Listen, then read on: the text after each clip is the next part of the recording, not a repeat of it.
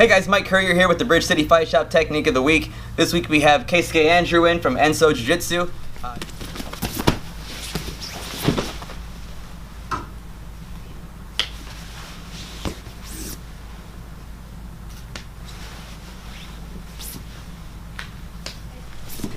Alright, so here I'm going to step out and I'm going to slide my foot through and I'm going to drop to my side.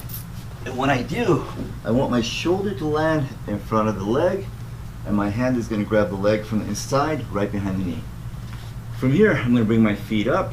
My right foot is going to go right into the hip here. And I'm going to shift to the inside. My hand is going to be swimming to the inside. Right here, my head is going to come through. So here, you could go leg position like a traditional ankle lock, or you can just thread it all the way through. And this is actually easier to bring your training partner over. Okay, so once I'm here, I'm going to keep rotating with my hand, hip up, and I'm going to keep turning until he falls, right here. Now, if heel hooks are allowed, I'm just going to come back. I'm going to catch the heel with my wrist bone right here. Come through. You can grip your hands. You can grip your wrist. Elbows tuck in tight. And then slowly turn the corner for the finish. Here, if you want to go for the ankle lock, you can just thread it through for the inside ankle lock. Look back, hip in, finish.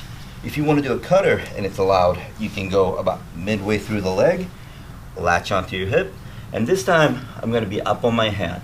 It's going to be important for me to bring my hips up off the ground, and my top hip is going to drive into my forearm, which is going to drive into his leg. Right there. That's awesome. I love Imanari rolls, all variations of it. I think it's cool because the biggest hang-up or the biggest criticism you get is that, well, the guy sees it coming, he backs away. Well, then what have you lost? Right? You haven't lost anything. You're right back to where they were. Yeah. For your opponent to respect it, they have to evade you.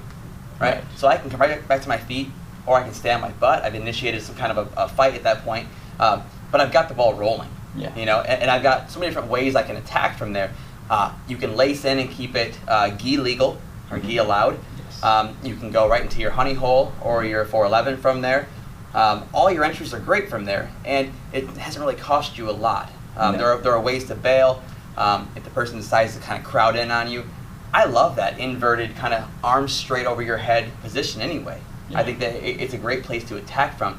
I have found that if the guy is coming into you, you can roll back for arm bars using the exact same Imanari roll, or if they're down low, you can attack the back with the exact same Imanari roll, right, on 3 different levels of the playing field. So standing, you go to the legs, at straight arms, you go to the arm bar, all the way crouched in, you go to the back, all using that same entry.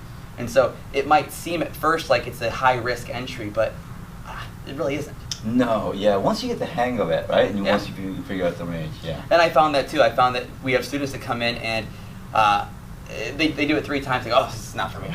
well, no, you know, of course it's not. This is not a very this is not a movement you can relate to any other thing in your life. Right. I mean, it's very rare that you're hitting this position casually. Right. Yeah. Other things we can kind of relate to. You know, whether you played baseball or you wrestled, we can kind of take situations and apply them to our jiu-jitsu. Some of this inverted guard stuff is just so foreign that you have to rep it out. It's very.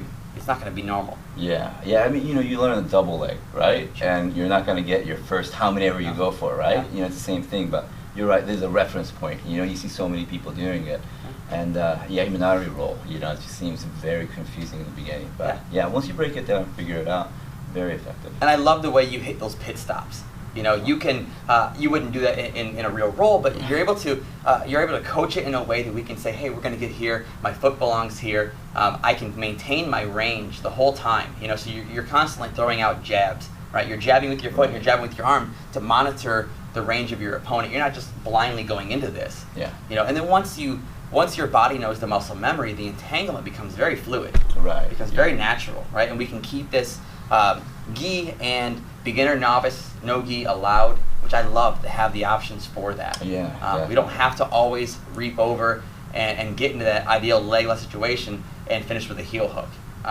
You know, if it's allowed, we have to go through and set our priorities, right? And I think your highest percentage is going to be your heel hook, and you kind of lower down from there is what I have found. Right. But either way, you started the game that you wanted to play, and your opponent at that point is constantly trying to catch up.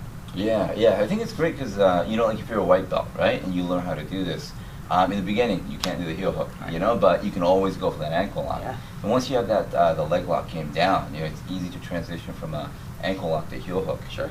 So. And it's amazing how often a straight ankle lock works at tournaments because a lot of gyms, a lot of people are scared to do them at white belt, which I think is absurd. I think we should, we have to have a reference point. We have to be identifying with these. And if you do that, then they become not as dangerous because now they're familiar. They're things that we do all the time. And oftentimes with leg locks, it's the entry that gets you caught, right? I have to recognize your entry was so strong that I don't have an escape. And that happens well before you actually cup the heel and go for that heel hook. Yeah. So, all right, guys, that was awesome. Keisuke Andrew from Enso Jiu Jitsu. He's back after doing his gi for his no gi. And we'll see you guys next time on the Bridge City Fight Shop Technique of the Week.